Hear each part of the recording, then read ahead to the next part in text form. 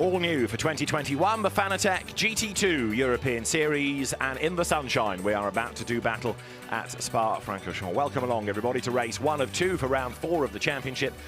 The teams have already raced at Monza and at Misano. They have been to Hockenheim, and now we turn our attention to a glorious morning here at Spa. We've had just about every weather condition known to man thrown at us over the last 48 hours. But now the teams set to do battle on a dry circuit. There's a little bit of dampness on the circuit still, but it will certainly have gone by the time 50 minutes of racing is up. Mandatory pit stops in some cases, but not all. There are driver changes. There's a Pro-Am as well as an Am category. And on pole position is a man that has a 39-point advantage within the Am class, and that is Christoph Ulrich in the KTM.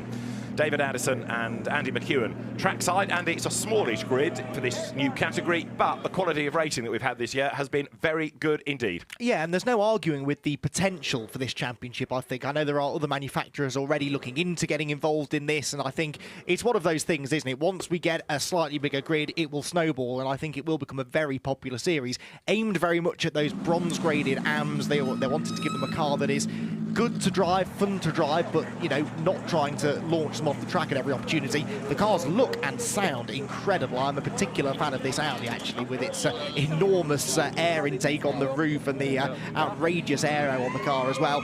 I think there's an awful lot of potential, and as you say, the racing has been really good, and I think today here at Spa circuit the drivers will really enjoy. It should be the same story. Christoph Ulrich, the man on pole position in one of the many KTMs, that's another of them. This is the car that Chris Rosenberger shares with Hans Stuck, double Le Mans winner, Formula 1 racer, DTM racer, endurance start, you name it. This is new, this car for this team, the Porsche 911 GT2 RS of Leonardo Guarini, who's raced in GT cars of one sort or another for many, many years, but a return to racing in the RS Club Sport and running in the Works colour scheme. It's run by LP Racing, Luca Piri's team, which also operates Luca's Audi that he shares with Stefan Rattel. Jaromir Jirik is another newcomer in the Target Racing Lamborghini, the car that he shares with Maro Casadei. They're just walking around the front of it. 23, another ex-Grand Prix driver, Michael Blickermolen.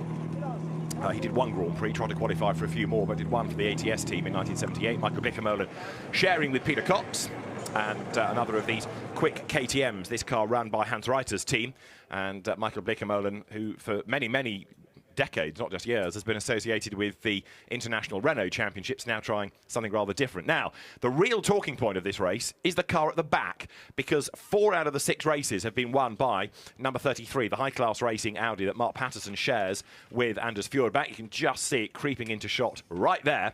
Anders Fjordbach binned that in the first free practice session yesterday. It has been repaired. They missed FP2. They missed qualifying, so it will start both races at the back of the grid. Mark Patterson's very experienced, so is Anders Fjordbach. So it was a real surprise when the red flags flew for car 33 and a lot of damage done. Now, they can win the championship here this weekend if they gain another 24 points over the car on the outside of the front row of Peter Gelinks and Bert Langin. It is unlikely, but it is possible, and they've made it doubly hard by starting at the back of the grid for both races. But in terms of winning races from the back, it's certainly doable. Yes, this is one of the benefits, isn't it, of it not being an enormous grid, I suppose, for them. But yeah, 26 points clear of Gelinks and Bert Langin for PK Carsport, who are second in the Pro-Am Championship. There will be 50 points available by the end of the day. So that's the target that they're looking at. As you say, it won't be easy to do, but stranger things have happened. The Am category, though, Christoph Ulrich, there is a decent chance, I think, that he will wrap that championship up today. And he was really quick yesterday, mixing it with some of the, in theory, quicker pro drivers. And there's the evidence, pole position, 39 points up on the Am opposition, Chris Rosenberger and Hans Stuck, who've not yet had a win, in fact, in the Am class. The first round was won by Patrick Zamparini and Joseph Collado, who we've not seen since. Christoph Ulrich, with different co-drivers over the course of the season, has taken 3 wins. Oliver Freimuth, who's absent this weekend, has had a win. Amaro Casadei with Cedric Lima had a win at Misano. Now, you get penalty pit stops in all of this. So if you're in the top 3, 10 seconds, 7 seconds, 5 seconds, first, second or third, it means that on the front row, by being second in the AMs last time out, Christoph Ulrich's got 7 seconds to serve in the pit stop. And the number 81 Audi is the car set off on the formation lap now. 81 Audi has 10 seconds to serve. Chris Rosenberger's white KTM on the second row has 5. On the third row, Jaromir Jirik's Lamborghini has 10.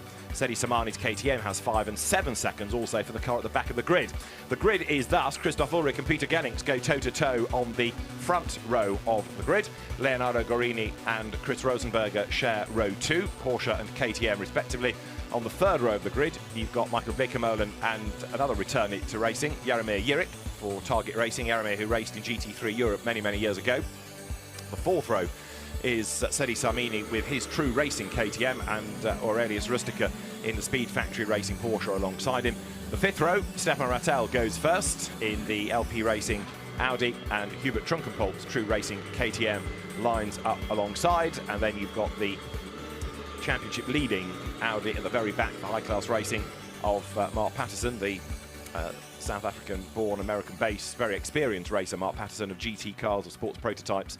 And he and Anders Fjordbach enjoying a good season in this championship, this new series, and I still suspect could be race winners given the pace that that car has.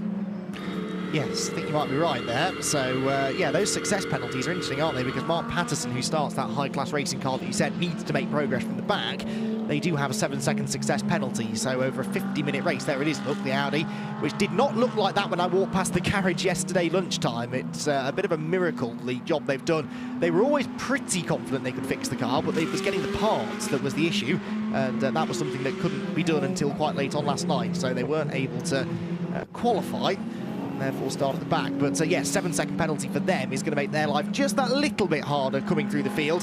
But there are places to pass here at Spa, aren't there? And one of the good things about this race is that we have the AM drivers starting. So the AM stints tend to be the stint where there's a bit more going on because there's a wider variance in performance level between them, perhaps. A few mistakes get made, especially if there are still 1 or 2 damp patches on track. So the possibility of them making progress is certainly there, but you've also got to dodge some of the trouble on the way.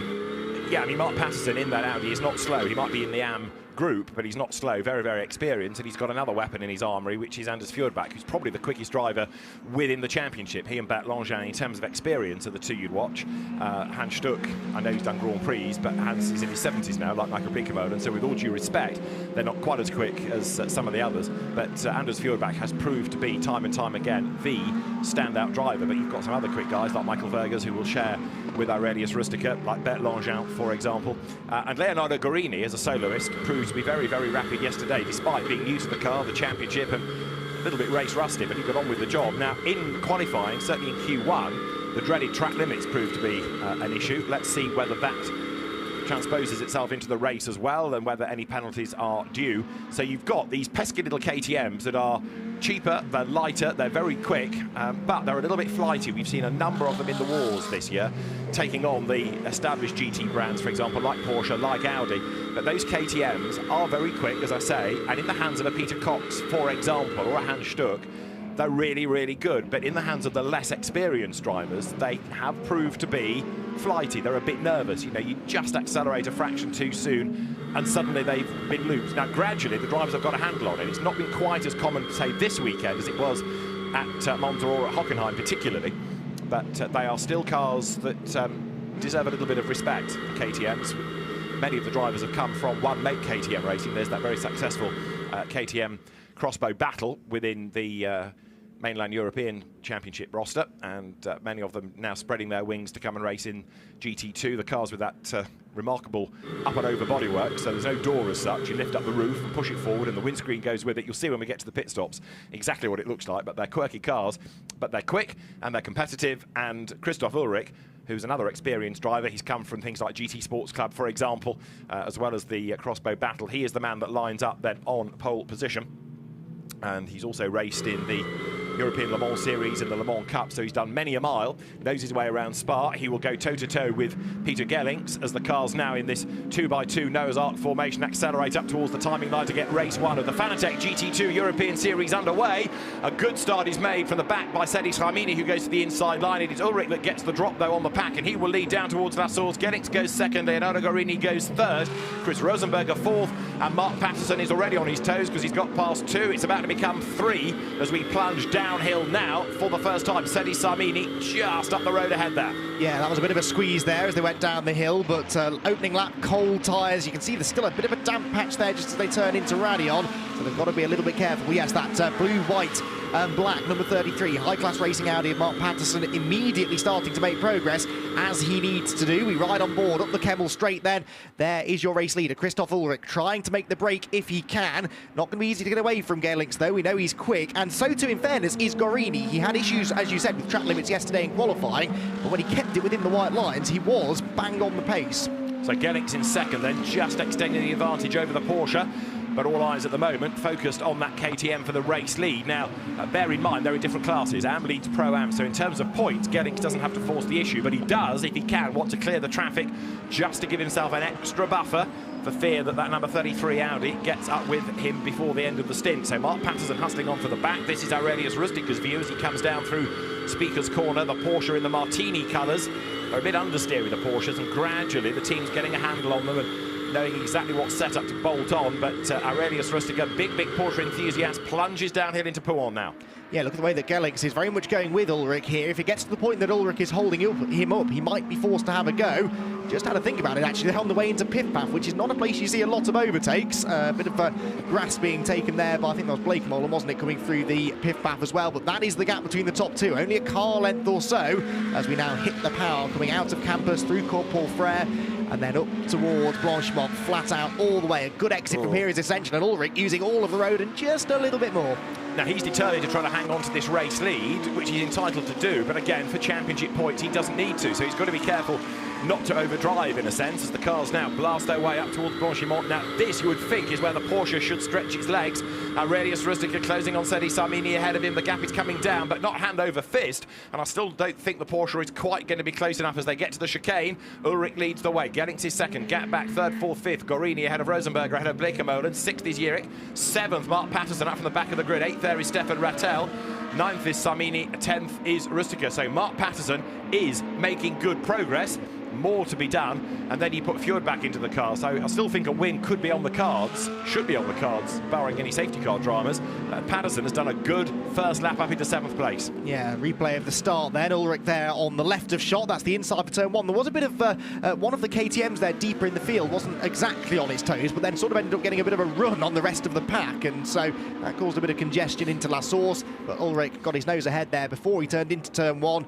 Thought maybe for a second Gorini might have had a stab up the inside of Gerlings, but discretion was the better part of Valley, settled into third place, and we avoided what was one of our concerns, which was a bit of contact at turn one. It's such a pinch point that at La Source, and everyone wants to be on the inside, but they all behave themselves. The Lamborghini going through, Jaromir Jirik at the wheel of it, as there, Sedi Sarmini moves ahead of Stefan Rattel, so that puts the KTM up into 8th place. That was the car that was lagging a bit at the start and then came charging up on the inside line, but Sedi Sarmini now starting to make progress. The KTM's good through the corners, but increasingly competitive in faster sections of the circuit, and the fact that we had one on pole position for this race does underline now how well those KTM Crossbow GT2s will go. Downhill heads Gorini, Chris Rosenberger chasing after him, and that gap's starting to come down possibly. That said, Gorini has dropped a long way adrift now, Peter Gerlings, hasn't he? So second place looking pretty secure for the Audi.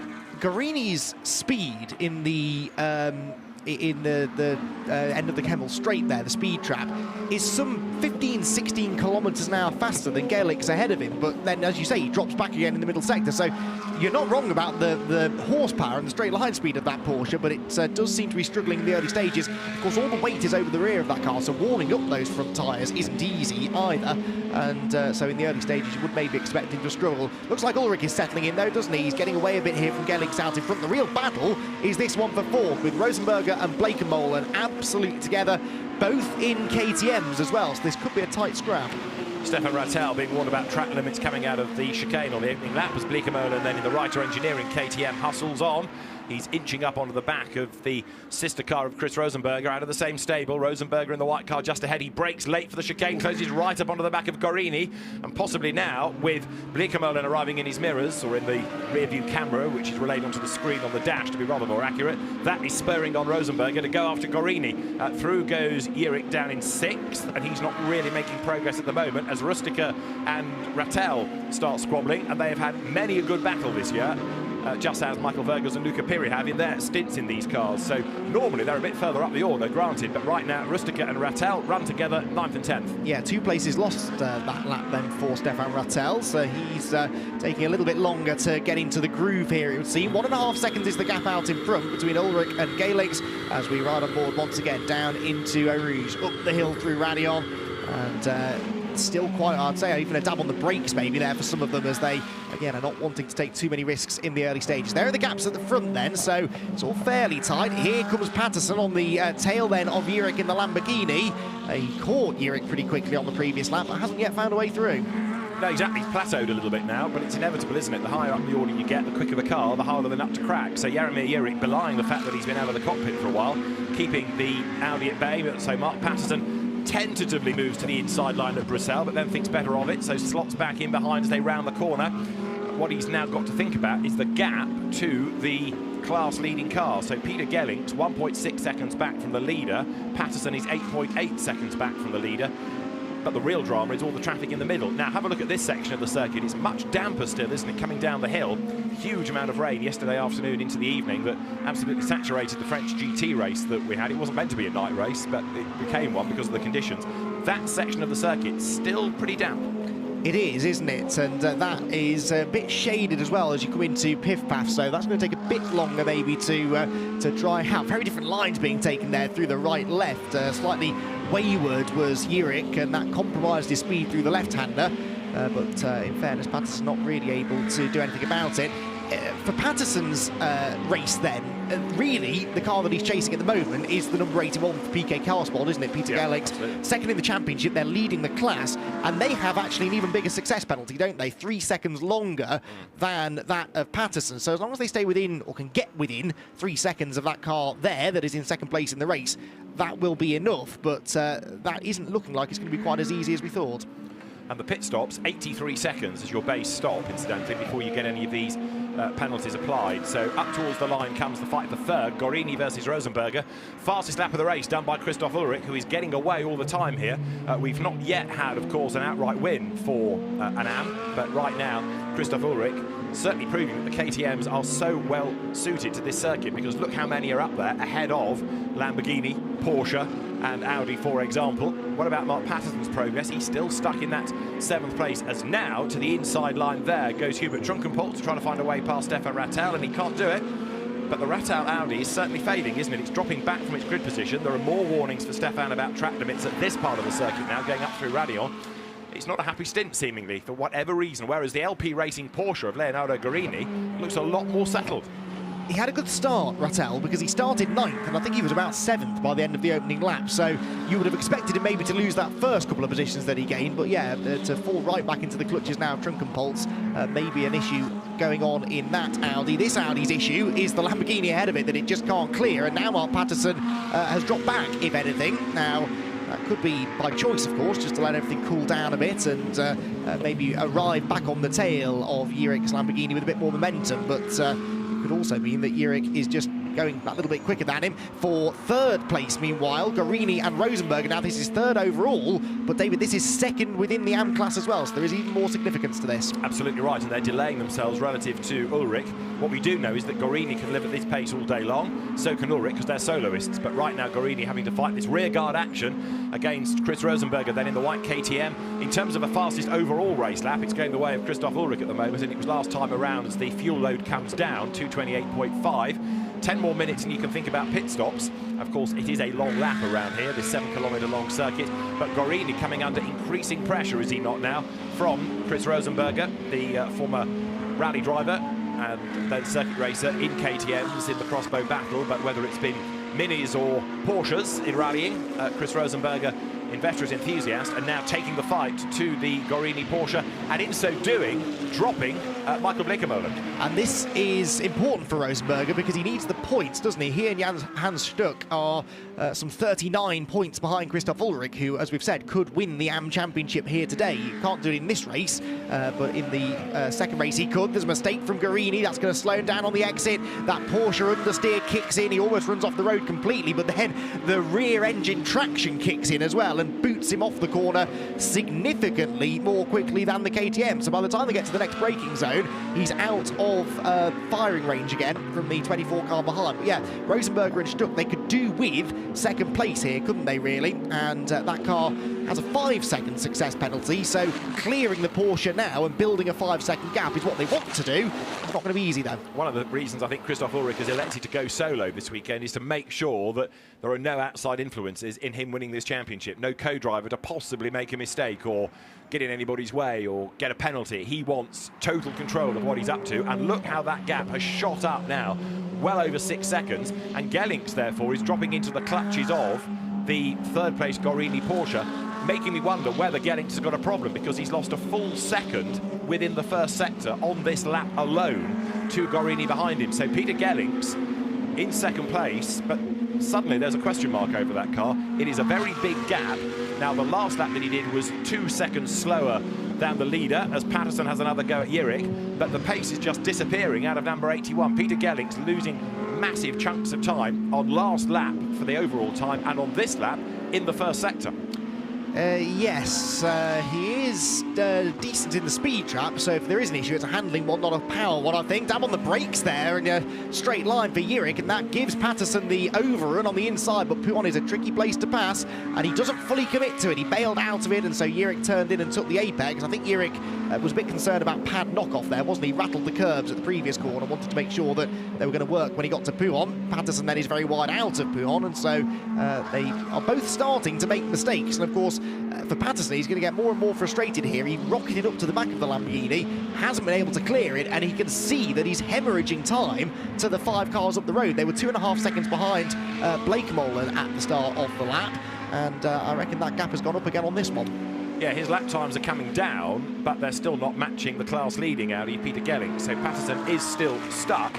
But Gellings remains a bit of a mystery in all of this. He's lost another half a second in the second sector to the leader, but he is better in sector 2 than the car that's chasing him. So let's keep an eye to number 81. As there, a rather lonely leader, self-isolating is Christoph Ulrich. Mark Patterson comes up to have a go at the Lamborghini down to the chicane on the outside line then. Gets his nose in front. Can he cut across and get the job done for the corner? Yes, he can. So finally, Mark Patterson, it was a bit tippy-toey that, wasn't it? It was a bit sort of, oh, you know, do you mind if I get past you? Go on, done it. Rather than a fully committed lunge, but anyway, it's worked and there was no contact, and so Patterson is 6th and straight away starts to extend that margin. Well, they are referred to as gentleman drivers, aren't they? That was very gentlemanly, courteous move. But round the outside, I mean, it takes a certain degree of bravery and respect for the driver you're passing, because if Ulrich had got his braking wrong there, that could have spelled disaster for both of them. You're right, though, his lap and sector times now, Mark Patterson this is, will be interesting. 6.5 seconds is the gap he's got to bridge now to Blake Molan up the road, and that is going to be not the work of a moment. But look at this, Gellings, another second lost on that lap time. On this lap, he is, again, slower in sector 1. He's upping his own pace, but he still lost another 7/10 to Leonardo Gorini. So, yes, Gorini is absolutely lighting up the timing screens now, surging along, absolute best in the first sector, but Gellings' lap times have been dropping, so there's something not quite right in there. Whether it's Gellings being ultra cautious or whether he's got a problem, we'll find out maybe at the pit stops. But the last lap was a 2 minutes 30, slower than the car ahead, slower than the car behind, so Gellings is hemorrhaging time. He is. I'm not convinced it's a problem, though. I think his problem is that he's not going quickly enough, and it's just taking him a bit longer. Maybe he's a bit more concerned with these slightly damp, sketchy patches around the circuit. Christoph Ulrich is not, though. He is on a decent lap now, not improving on his previous best, but he is continuing to pull away now. 7 seconds is his lead over Gellings in second. Gorini third, as you said, with Rosenberger also fading now slightly from him. Patterson's sector times, then, we were watching for. So his first sector is a 42.0, which is matching Gellings in second place. So that does seem to be the best the Audi can do in that first sector, doesn't it? Yes, indeed. So Peter Gellings slightly quicker in both sectors this time, but still having given away time to the car ahead, so the gap widens, and to the car behind, so the gap comes down. But what's happened to Gorini? Because he's not cleared the second sector. Leonardo Gorini has gone either with a transponder problem or has gone missing. Let's have a look, because he's there in the background, but for some reason his transponder has not clicked through the middle sector. There is Ulrich, who comes over the line. In the background is Gellings. Now we should see a Porsche behind it, and we do. So Gorini's got a transponder issue more than anything else, and he's being caught in the process by Chris Rosenberger. Comes through now, and Leonardo Guarini breaks the beam, so he, on that lap, did it 2 minutes 30. He has now dropped a little bit of time to Peter Gellings, who perhaps has got the hurry up from the pit wall now. He's got 4.5 minutes to go before he needs to think about pitting, so 2 more laps, maybe 3 at the outside, and he's being told, get on with it. And that is what he's doing. As to his Patterson then, who was only a couple of tenths quicker than Blake Molan on that lap actually, but he did pull 2.6 seconds on Ulrich in 7th. So Patterson getting away from the cars behind, but not really encroaching upon those at the head of the field. The fastest lap for Christoph Ulrich, a 2:28.279. 25 championship points for winning your class, and because he is in the AM category, he will, in theory, be able to keep this decent position. He's got, he's 8.2 seconds ahead of Gellings, but he's nearly 12 seconds ahead of Guarini, who is his nearest AM rival, and Guarini still hasn't yet quite shaken off the attentions of Chris Rosenberger behind him. So looking good so far for Ulrich. He's on track, it would seem, to lift that championship crown by the end of the day. Elias Rustica here in the other Porsche, the Speed Factory Racing Porsche. 9th place for him at the moment, and a bit lonely now, 3 seconds behind Salmini, 11.4 ahead of Trunkenpolz, who is 3 seconds clear of Rattel. So yeah, all is, it's funny, isn't it? The Audis out there have been the ones that have appeared to be struggling the most here in this opening stint, all 3 of them. Yeah, Trunkenpolz having got past Rattel, pulling away, although Stefan in turn upping his pace.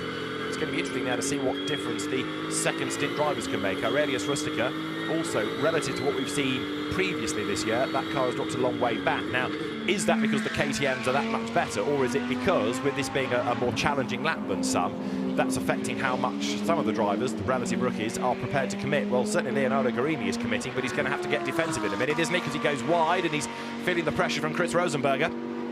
That gap, 9 tenths at the start of the lap, and it's coming down and down and down. In the first sector, Rosenberger was quicker. In the second sector, he was fractionally slower. But let's see as they hustle on now through Blanchimont down towards the chicane. So the Porsche hangs onto the place. Michael Blickermolen 5th, dropping away. The outright best lap, incidentally, still claimed by Christoph Ulrich, who's just gone over the line as Rosenberger closes right up there under braking, going down to the chicane. This is the end of lap 7, and they are going to be able to get, certainly this lap, the leaders, this lap and 1 more before they need to think about coming into the pit lane. But if you're towards the middle or the rear of the field, you should be able to pit at the end of this lap and get that pit stop clear, put your quicker driver in much sooner.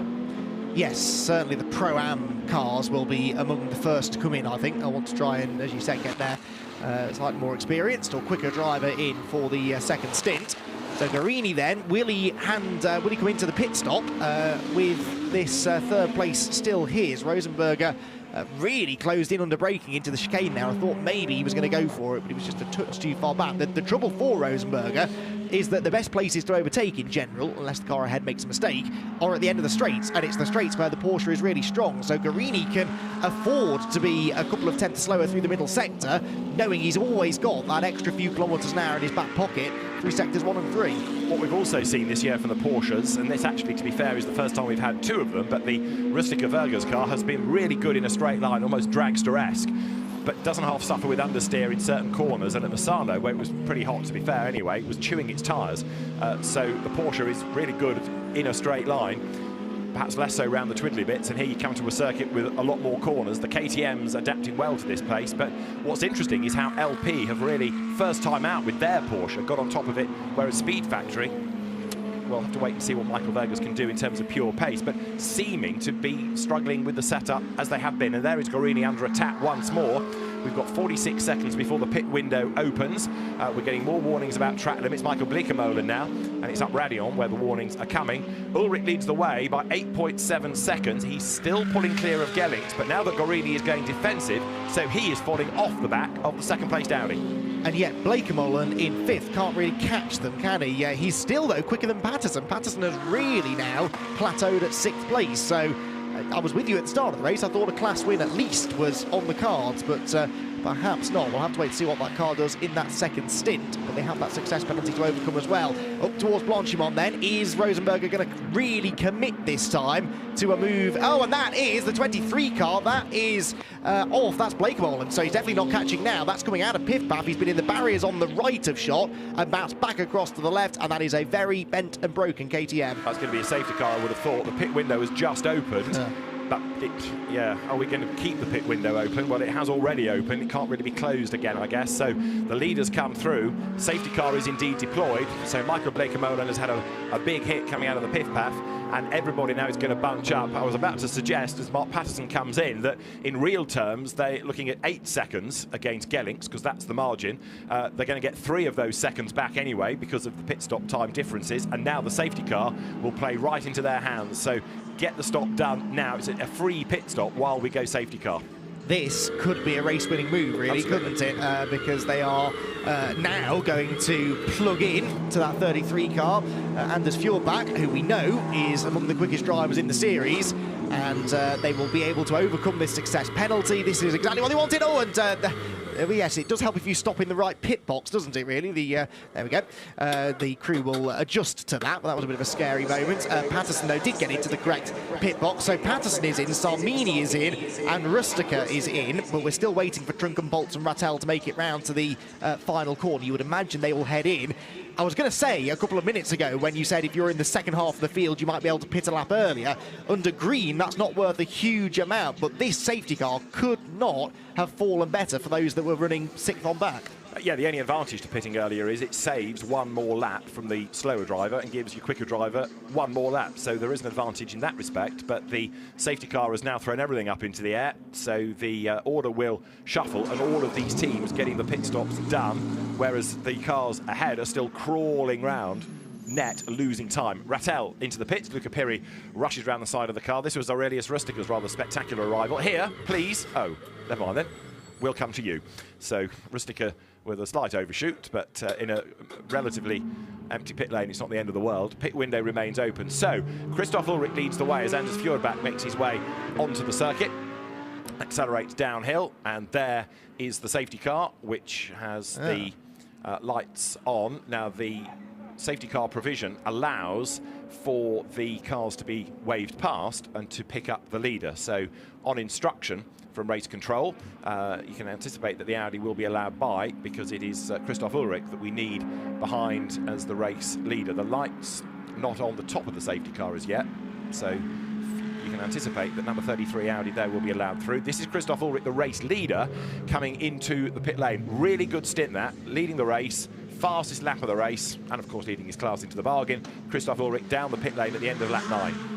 Yes, that safety car is not what Anders Fjordbach wanted to see, because he's now losing time when he should be at a reduced pace, admittedly, but he should still be catching the back of the Crocodile, so to speak. But the Crocodile never did fall behind the safety car, so is that going to actually cost him a chance to get out ahead of this car then? Christoph Ulrich, who has a 7-second success penalty to serve by virtue of finishing second in class in our second race at Misano a few weeks ago. No driver change there, of course, as we've documented. Christoph staying in the car. The same is true, actually, of the 911 LP racing car of Leonardo Guarini, who put in a decent stint himself, actually, under a lot of pressure there. And for a driver that did make a couple of mistakes yesterday, didn't really see any major ones in that stint. It's interesting to see also how the pace of that car sort of yo-yoed. Some sections it was really good in catching, and then fell away a little bit and started to have to defend and lost time as a consequence of that. So let's see what happens in stint 2. Leonardo Guarini, though, there behind the wheel, and still Anders Fjordbach not being allowed by.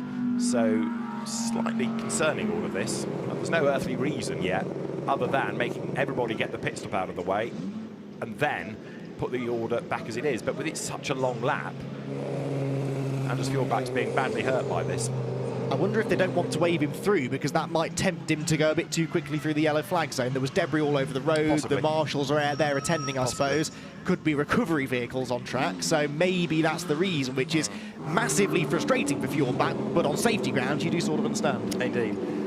Yeah, maybe after that section he can be allowed by, but the whole reason for the safety car is to control people's pace through that incident zone, as you rightly say. So Peter Daly, as the race director, will be looking at not just these pictures that we all have, but also the circuit's CCTV and analysing the best course forward.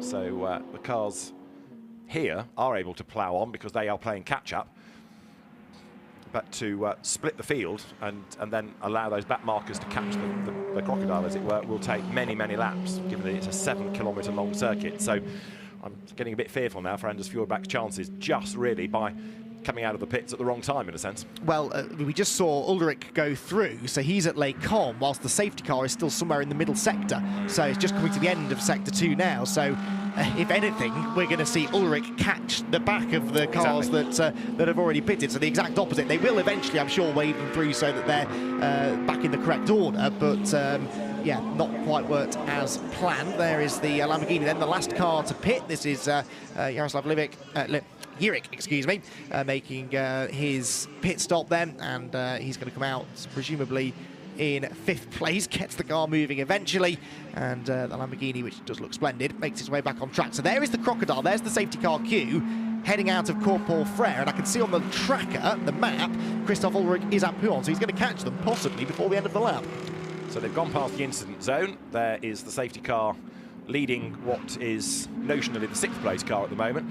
Michael Verger's behind there in the Porsche. So this wave are the ones that have been rather handicapped by the safety car's arrival. And even if they are allowed by, they're going to have to go like Sting to have any hope of catching up. So yes, very, very unfortunate all of this. Yeah, worth mentioning, though, that Peter Daly does have the option, doesn't he? Had this safety car happened a minute or two earlier, has the option of delaying the pit window. It's happened at least once this year already, but I think the timing couldn't have been worse, really, could it? The safety car came out, what, 30 seconds before the pit window opened, so there just wasn't quite enough time to get that all organised. But that is something that's perhaps not unique to this series, but certainly not something I've come across all that regularly before, that they can move that pit window if they're given the opportunity to do so. Yeah, you can do it in Lamborghini Super Trofeo, for example, as well. So it is a common thing if you've got the time to do it. I think that KTM hitting the barrier was just about on the second, wasn't it, that the window was due to open. So you've got to scramble the safety car first, but then, because the window was opened, you can't close it again. So the perfect storm for race control. Right, Christoph Ulrich has caught the cue. So now he's almost got a free lap out of this. What also has happened, though, of course, is that Bert Langin is right up with him. So there is Ulrich number 7, the race leader. And there is Bert Langin behind in number 81 Audi. What we don't yet know is how far off the circuit being clear we are. So it does give you the feeling, because cars aren't being allowed by, that we are still a few minutes away from being anywhere near a restart, which therefore means there are fewer racing laps for people to make a difference in this stint. And the frustration in the high-class racing Audi is almost palpable now. Anders Fjordbach wanting to be allowed through, because he knows with every passing lap and every passing minute, any hope of gaining places is disappearing.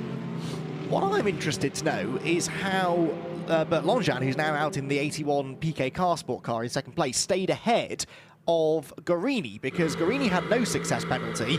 The 81 car had 10 seconds. I don't remember it being a 10-second gap between them. So, in fact, you would have imagined they bunched up a little when the safety car came out. So, impressive that 81 have held on to 2nd place. Let's just hope they were in the pit lane long enough. True enough.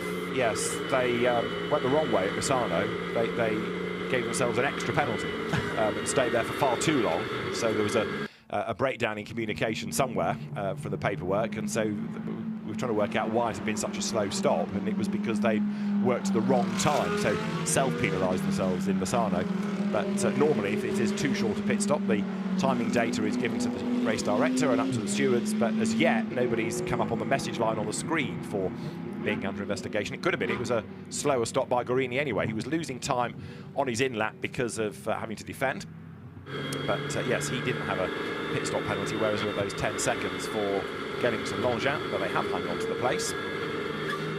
Might have been that it was a much slower in-lap because of the safety car conditions for Guarini, and therefore he gave away some of the time on that in-lap. Right, so downhill towards Pouhon. Still not bone dry, is it? Still offline. You can see where the horrendous rain that we had yesterday evening, and there's been plenty of it in this region, has been. There's now 32 Jaromir Jirik's car now at the hands of Mara Casadei. I can't actually see that Michael Bleekemolen's KTM is going to be back out for race 2 after that frontal damage as well, which is a real shame. Poor old Peter Cox keeps getting different co-drivers and not finishing races. At Hockenheim, he was involved in a skirmish and did a bit of damage, but his Misano co-driver put it in the gravel. Here it's been in the wall. At Monza, his co-driver withdrew, and the car was scrapped from the 2 races after upsetting officialdom during qualifying. So Peter has done a lot of travelling, but not many racing miles this year, which is a real shame. Yeah, I was looking forward to seeing him race, Peter Cox, but yeah, sadly not going to happen in this one. We've already lost one KTM from the entry this weekend. The Teichmann Racing car of Rupert Atzberger and Hendrik Still went off in FP1 yesterday. Did a lot of damage. The same session that we lost temporarily, thankfully, the 33 high-class racing Audi. And yeah, that 33 car then 6th place for them at the moment. They are still second in class. Anders Fjordbach is still second in that class though, so I guess, okay, he's maybe lost a chance to get after Bert Langevin for the Pro-Am victory, but Anders for second place in class would still get 18 championship points, which would mean that Langevin and Gerlings would only take 7 of those 26 points out of him. So it's not the way they wanted it to go, but as damage limitation goes, and they did start at the back after all, it's not been a bad performance so far, this, for high-class racing.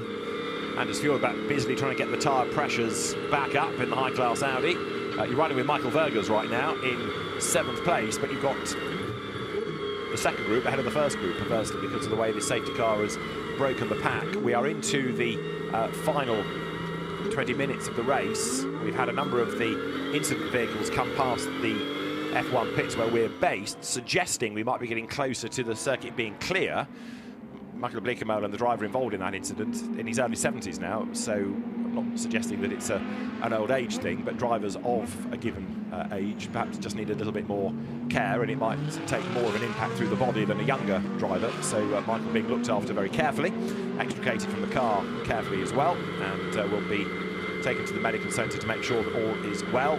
Once he's out of the car, then the car can be removed. Then you've got the barriers to assess as well, because it did look as though there'd been quite a hit on both sides. So real shame that, because Michael Bleekemolen had been going very nicely over the course of the weekend. His 2 sons, prolific racers, Sebastian Bleekemolen and Jeroen Bleekemolen. But good to have Dad back, and let's hope that that's not the last time we see him in this GT2 European Series. This is this incredibly steep climb up Radion that goes on and on and on, and it gets steeper. And you get to this point, you think, right, now it's going to flatten, and it doesn't. It's still climbing as you get up towards Les Combes. It's a never-ending climb, it feels like this.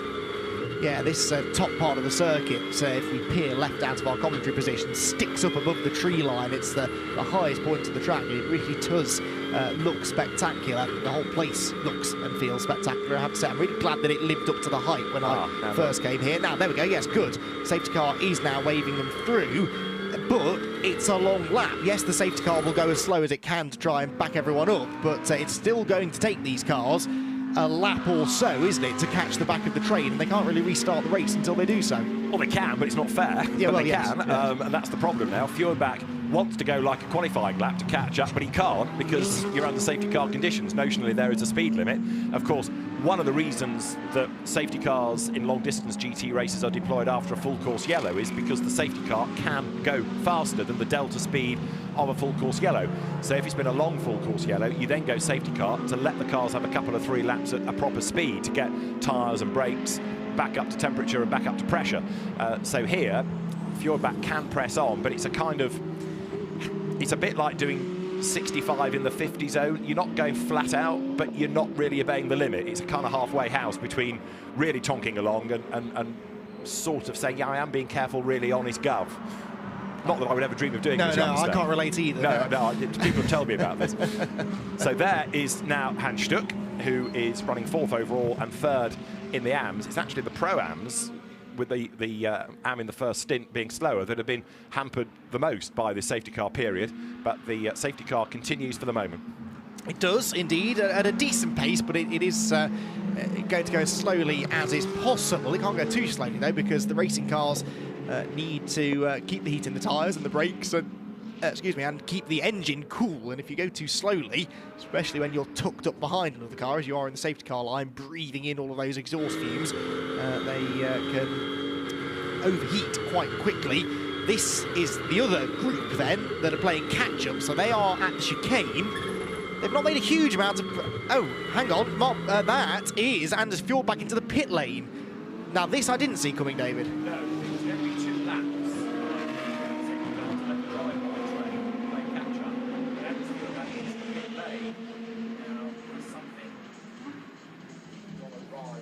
Sat behind the safety car. There is almost all in place now. The leading train of cars. The drama for Anders Fjordbach back in lane.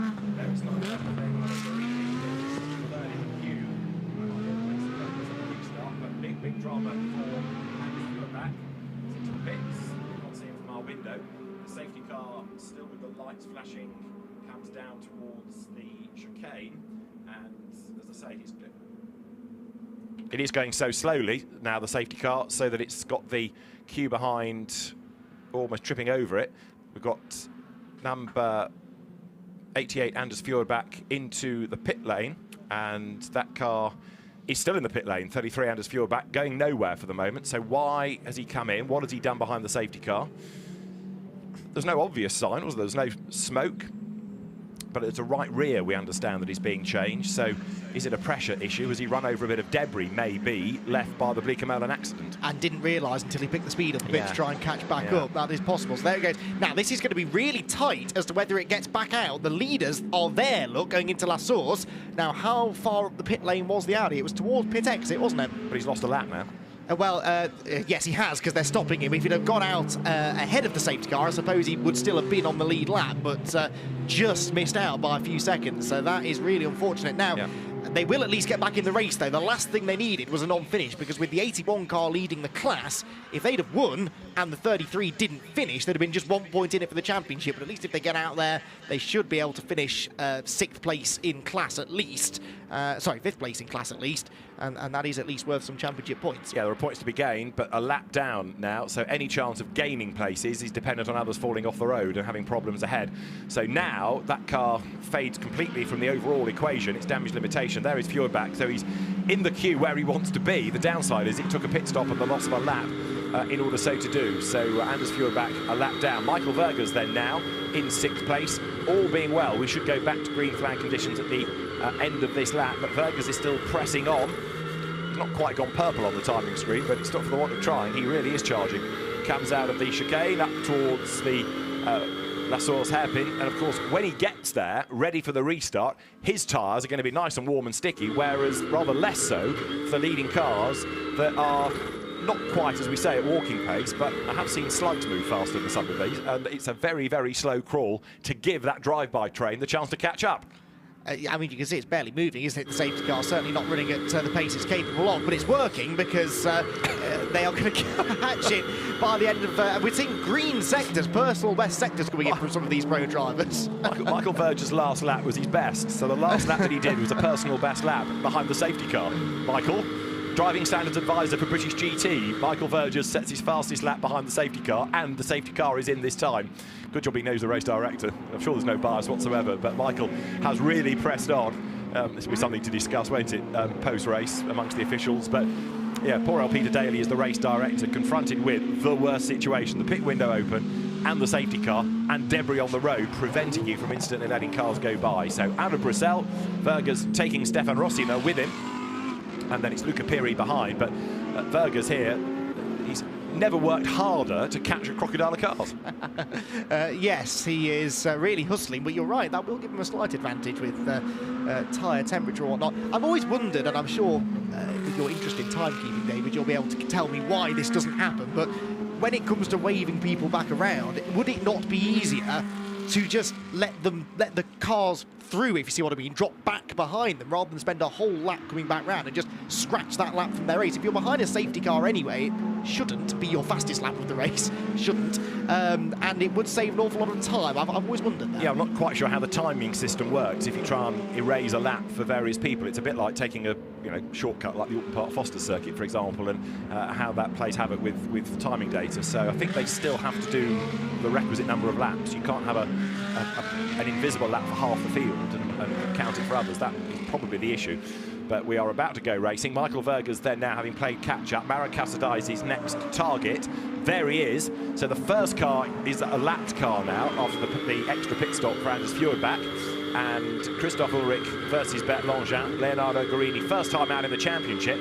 Right, after all of this, we're going to be at about 9.5 minutes of racing when we go green. We're heading up through Blanchimont. So all of these drivers have had a leisurely start to their stint behind the safety car, with the exception of Ulrich and Guarini, who have been in it from the start, and also with the exception of Michael Vergers, who, as I say, has absolutely tonked along to play catch-up, and he's dragged Rossina and Piri and Klaus Angerhofer with him. But we are now good to go out of the chicane. It will be just under 10 minutes when the green flags fly now, and we go racing, and Bert Langin straight away is on his toes. What are we going to get? 5 laps out of this, maybe? Down towards La Source. He has a look to the inside line, makes his move, and Bert Langin is there. He's up the curb, and Christoph Ulrich had to think twice about the apex there, because suddenly there was an Audi R8 alongside him. Bert Langin leads, so after all Christoph Ulrich's heroics in stint 1, now at the start of the second racing stint, he finds himself down a pace, but still leading his class, and now it's Ulrich versus Gorini for the lead of AM. Yes, but remember, Gorini in that Porsche is really quick along this Kemmel Straight, so could he maybe move up to challenge Ulrich for the class lead? On board now then with the other of those Porsches then, coming from deeper in the field, again using its straight line speed advantage up the straight. Top 3, nose to tail those, they come into Les Combes. Gorini wasn't quite able, was he, to get close enough to Langin, and now given the fact the Porsche struggles a little in the middle sector, he might not be able to quite stick with him. Already, look, you can see he's dropping back. Yeah, corners not the strongest suit, it seems, at times, but on that loop through Blanchimont, and certainly up the Kemmel Straight next time around, let us see. 4th is Hans Stuck. In 5th place, Mara Casadei, winner of the AMS last time out. Michael Vergers 6th, trying to make progress, and Stefan Rossina has dropped a long way back. So he has either had a moment or has suddenly got a problem. Can't be that it's overheated behind the safety car, because he was another flying to play catch-up. But there, he has certainly lost time. And here is Vergers up the inside of Hans Stuck, who gets squeezed a little bit towards the grass. Also, Fjordbach is making his way through, so they plunge downhill. But Michael Vergers then getting up through the field, and he's letting Fjordbach's very, very quick Audi open the door for him. So even though they're on different laps, Fjordbach is the first really quick driver to come across the traffic. Prize opened the door. Vergers says, thank you very much. I'll just get past here as well. And the next target is going to be Gorini. And Vergers with a big, big slide saves that. You can tell how much he's pressing on. You can also see with the damp parts of the circuit there and Vergers' slide, why Blinkermolen lost it. Yeah, exactly. That we said that earlier on. That looks like the wettest part of the circuit at the moment. Real frustration this, though, for the 33 Audi of Anders Fjordbach, because you're seeing now, even if you'd have just held position during the safety car and settled into 5th or 6th place, you're seeing now just what potentially had, because he's already on the tail of Gorini now for what would have been 3rd place, but it's not for position at the moment. He's just trying to unlap himself as they drop down now into the chicane. At the head of the field, look, you can see the gap between the top 2 is not enormous, is it? As up the curb goes Fjordbach, wrestling the Audi through the chicane, gets a good exit, runs wide. It's going to be entertaining to watch him here, even if this isn't actually a battle for position. All the pit stops were done to the requisite time. Nobody was under on the pit stop, so all is good. Down through La Source they come, and Fjordbach now trying to get past Leonardo Gorini, who I do hope continues in the season, because he's looked very, very impressive here. So Langin leads by 9/10 of a second, even though the fastest lap of the race still claimed by Christoph Ulrich. Great shot this. Yes, it is, isn't it? The speed through there is absolutely astonishing. It's also the noise over the curb that gets me as the tyres hit it. So we'll have another listen on the next lap, hopefully, as Bert Langin leads the way. 9/10 up on Christoph Ulrich. Leonardo Gorini running third, but Michael Vergers here, inching up onto the back of Fjordbach, who tries to defend, but it's a little bit futile, given that they're on different laps. But Fjordbach wants to be making progress through the traffic if he can. There he is on the tail of Leonardo Gorini, who does not need to pick a fight with that Audi. Let him go. He doesn't really need to fight with Vergers. They're in different classes. So the pseudo Rothmans-backed Porsche does keep to its line. Through goes Fjordbach. Up the inside comes Vergers. Even though it's an invitation car, 911, it is able to score points. And now Gorini sticks out his elbows a little bit more to fend off Michael Vergers. So let the Audi go, says the team. That's a lap down. But you are racing the other Porsche. Vergers was on the rev limiter there as he went down into Speaker's Corner, wasn't he? Didn't sound particularly healthy. You can see there, Gorini understeering. Gorini had to hit the brakes halfway round Pouhon then, through the first part of Pouhon, because it was understeering so much. Runs out over the curb. Here then comes Vergers up the outside into Piff Paff, but he makes it look very, very easy. And in this stint, you are seeing the difference that a pro driver can make in that car. He does seem to have a way of driving around the natural understeeriness of the Porsche to make good progress. Gorini, though, now does have to get some defending done, because Hans Stuck is behind him, and that is for second place in the AM class. It is indeed, so battle is on in the AMS, but Michael Vergers here is still pressing on. I'm also interested to see whether we might get Vergers or Fjordbach with the ultimate fastest lap of the race, given the way they are going. So Vergers was way out towards the curve there. Hans Stuck, again, belying his age. Great enthusiast is Hans Stuck. Still, doesn't matter what it is, if it's got wheels, he'll race it. And he comes down towards the chicane, into which Bert Langevin leads. There, second is Ulrich, and Fjordbach ain't that far off unlapping himself, is he? Now, could this be the best lap of the race for Anders Fjordbach? He's done a personal best. He's done an absolute best across the sectors. Through goes Langevin. He briefly did the fastest lap, but Fjordbach goes quicker, a 2:26.640. So Anders Fjordbach illustrating what might have been, but for the extra pit stop. Yeah, I think they would have won it because they're going to go into what would have been second place very shortly here by getting ahead of Ulrich, Christoph Ulrich for not the position, but the second placed car they're coming up against now. There they flash through.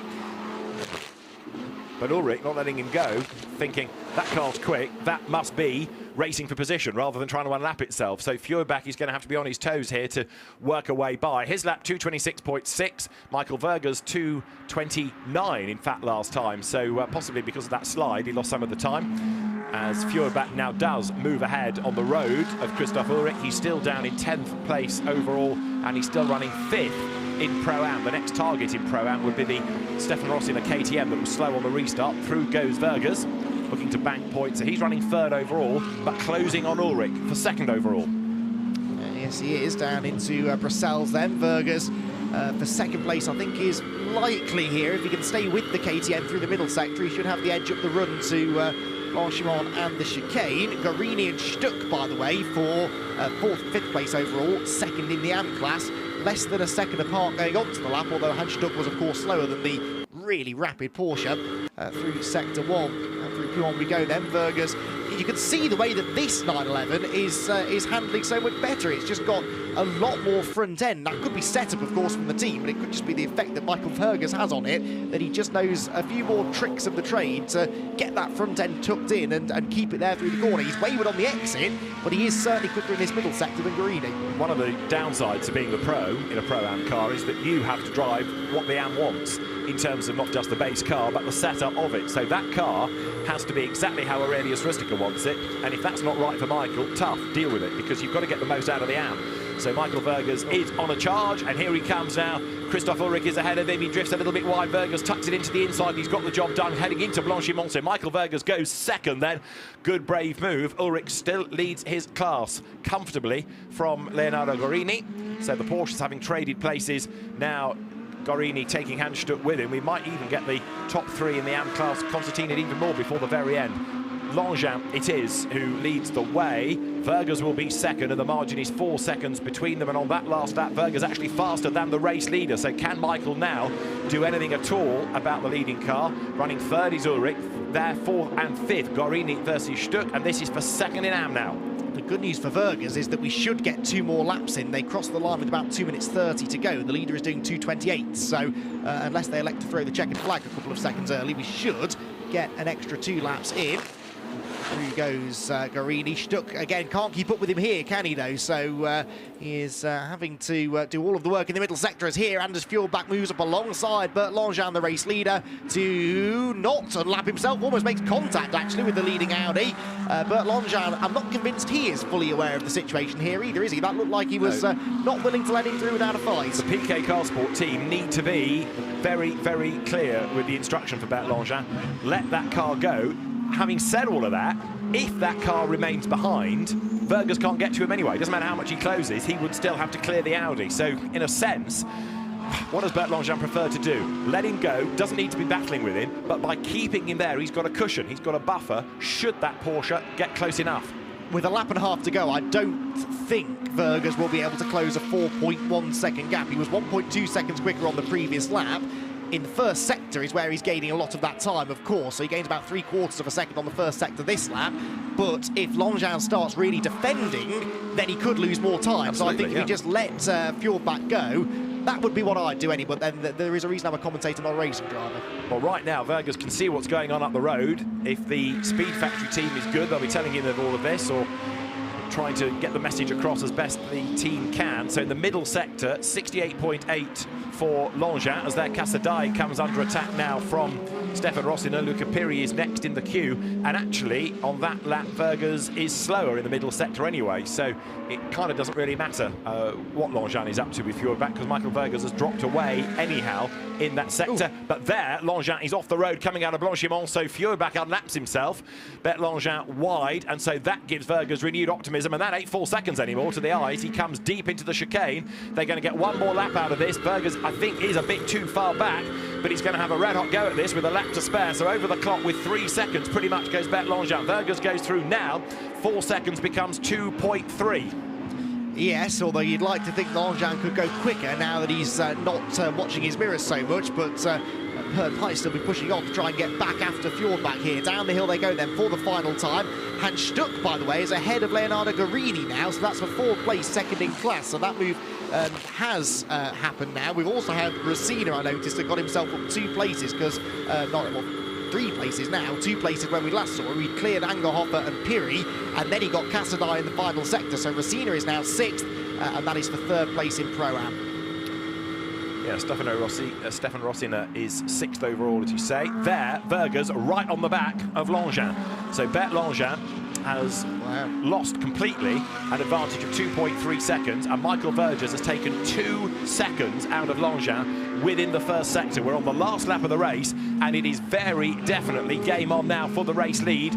This Porsche has not finished higher than 3rd all season. Vergers runs 2nd, and he is there up the curb, giving real pressure now to Bert Langevin. Both of the cars look nervous through Speaker's Corner. Head downhill for the last time. Vergers is almost there.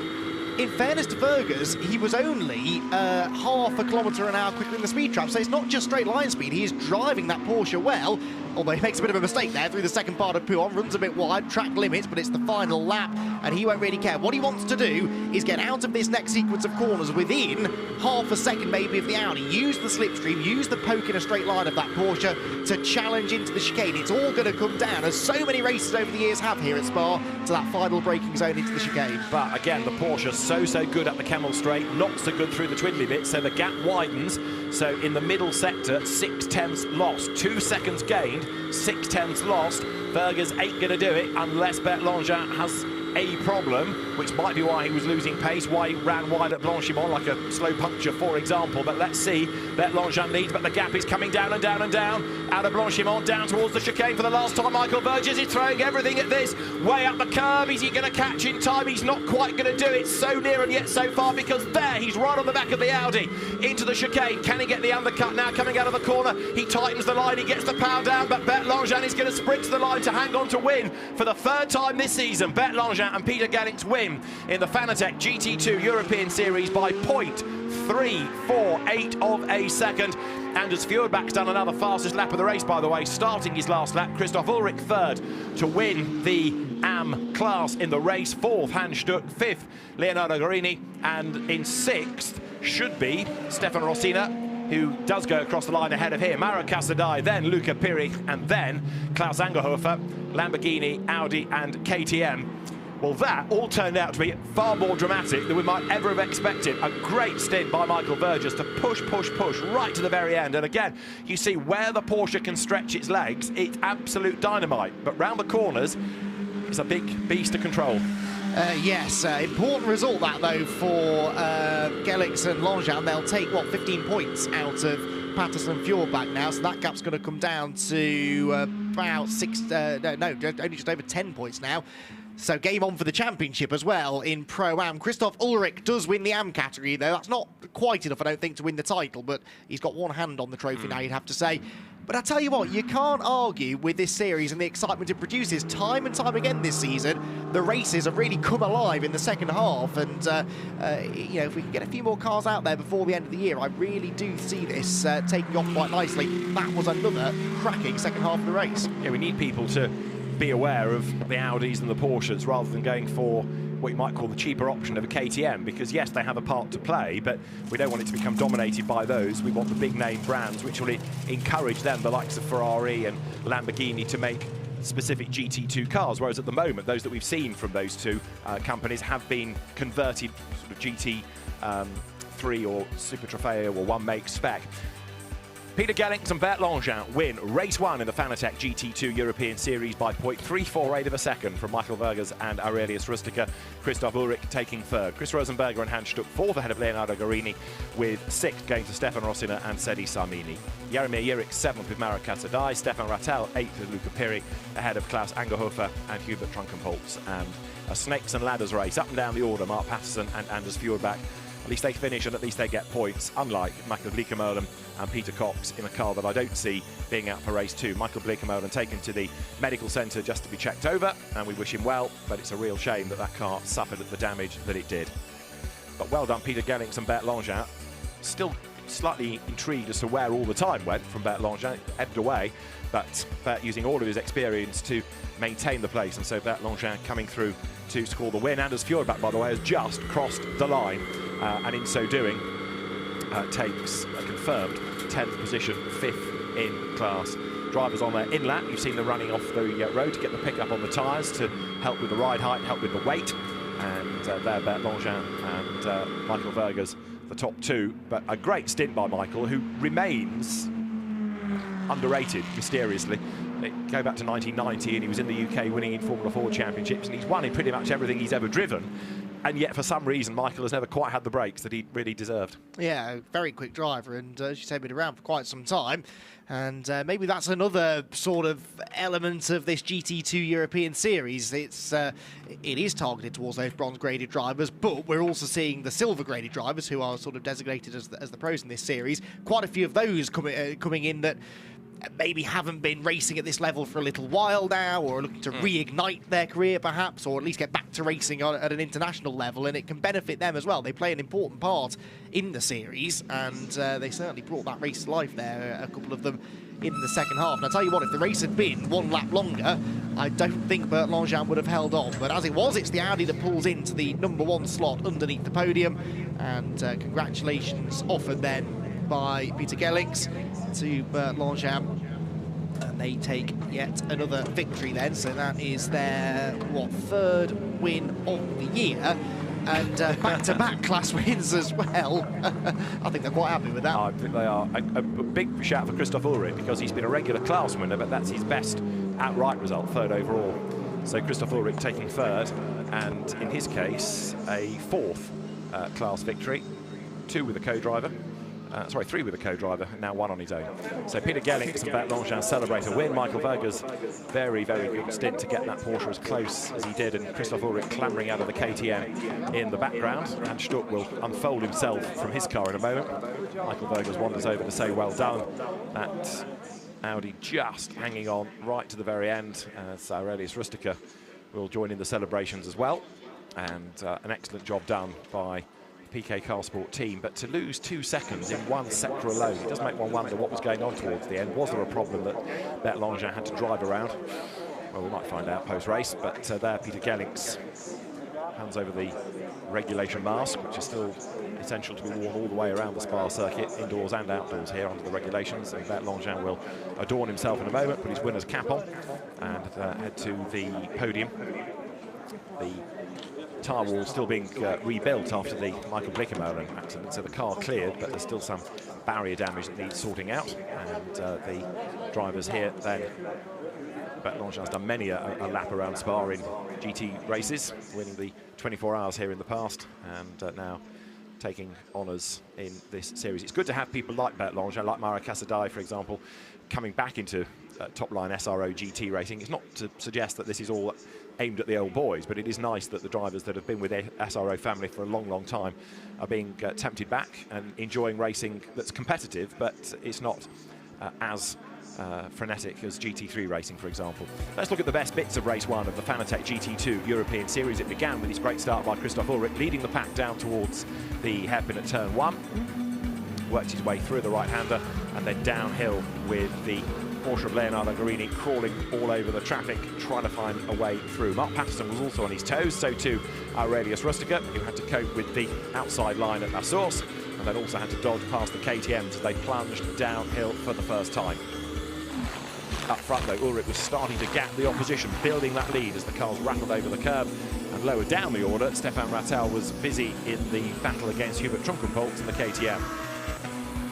Leonardo Guarini fighting with Chris Rosenberger. The Porsche fending off the challenge of the KTM as Mark Patterson finally got himself up into 6th place round the outside of Jaromir Jelic.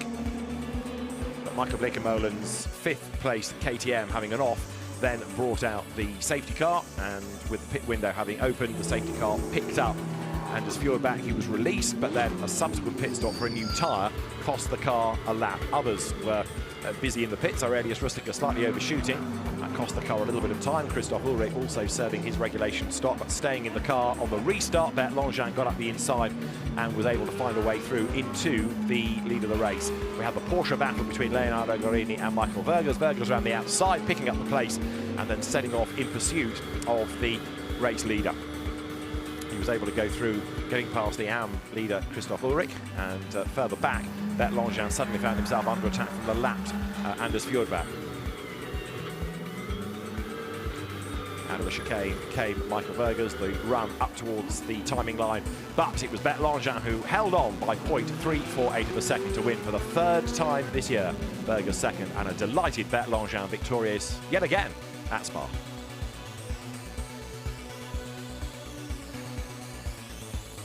So the drivers now making their way to the podium. 2 podium ceremonies we have, with the AMs being Christoph Ulrich, the victor from Chris Rosenberger and Hans Stuck, and then Leonardo Guarini, a good 3rd on his first outing within the championship. And so the drivers will race again later on in the day. This is race 1 of the 2, and it will be the final race of the day. This is the winning car, Bert Langevin and Peter Gellink's PK Car Sports Audi. Very distinctive shape that the GT2 Audi R8 has, and a good drive by Bert Langevin and by Peter Gellinks. Bert not really having as many racing laps as he might have anticipated, but he still had to play an important part, that was for sure, as he was responsible for hanging on to the race lead and taking that win. And Christoph Ulrich's 4th class win of the year in AM, so he will be a very happy driver as well once he gets up to the podium. So the Spa circuit, despite all the horrendous weather that the region has endured, looking in fine condition this morning, and it's sort of growing at the moment because every hour there's another set of trucks that arrive to get ready for next weekend's Total Energies 24 Hours of Spa. Many of the GT3 teams were arriving yesterday, parking as close as they could to the circuit, ready to be allowed into the paddock. The paddock still being resurfaced after the devastation that the horrendous storms afflicted last week.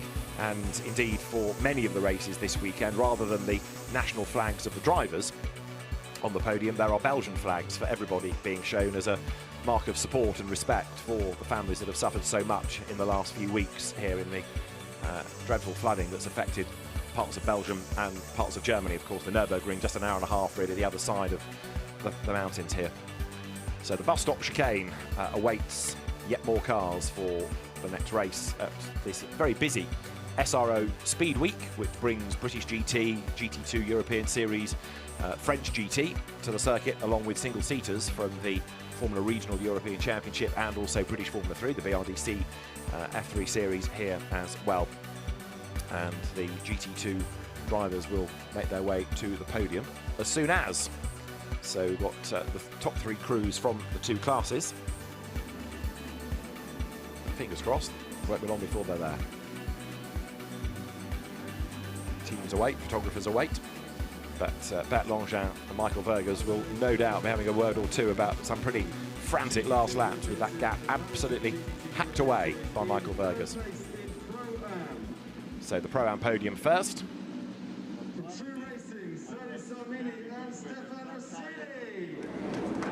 And for 3rd in Pro-Am, out comes for the KTM True Racing Squad, Stefan Rossina and Seti Samini. Seti having already bailed from his overalls after his stint. The 2nd place, Aurelius Rustiger and Michael Vergers. Great drive by Michael, best result of the season, and oh so nearly a win. They received their trophies. And then for the top step, for the 3rd time this year, Peter Gellinks and Bert Langevin, the winners.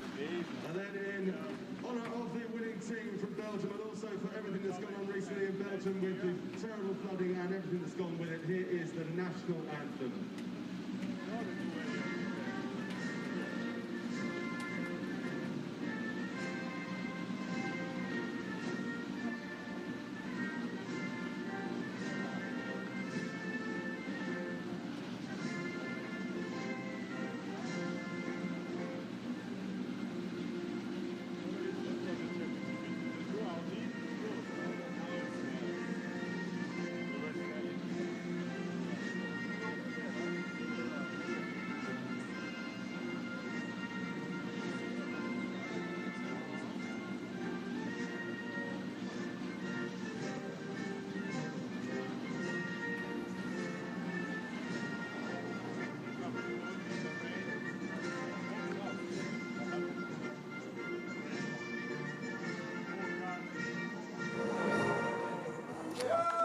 A very happy Peter Gellings and Bert Langin win the first Fanatec GT2 European Series race of the weekend. Michael Berger steps forward to, if you like, dedicate that position to the Speed Factory team, and also for the benefit of photographers, drivers move forward. Photos taken. Well done, Bert Langin and Peter Gellings, then. A very happy crew with a third victory of the season. And now the podium is going to be made ready for the for the AM teams, where for third place, stepping forward, is Leonardo Guarini, then Chris Rosenberger and Hans Stuck.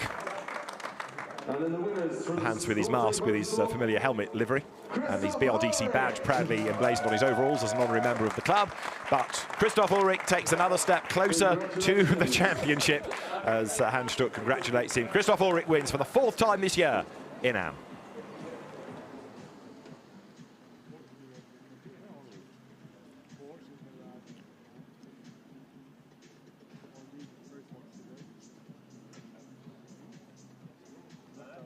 So Christoph Ulrich, as I say, with his 4th victory, electing this week to go solo. And getting closer to the championship. Hans Stuck yodels, which will jolly things along. And in the absence of a national anthem, Hans Stuck offers his own musical accompaniment. I seem to remember we had him doing this at Silverstone one year. Yes, Stucky and yodeling is an art. I don't think there's an album you can download, but maybe we could work on that.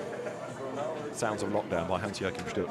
So our AM drivers kind of await an anthem, and they're a bit lost now. Anyway, well done, guys. Excellent drive. All good stuff. Hans Stuck tries to conduct his own orchestra. I think while they are there and while they're enjoying life, that's probably about right, isn't it? We'll be back for the second race. They might have left the podium by then, but there's more to come from the GT2 European Series backed by Fanatec later on. For now, from Andy McEwen and David Addison, au revoir.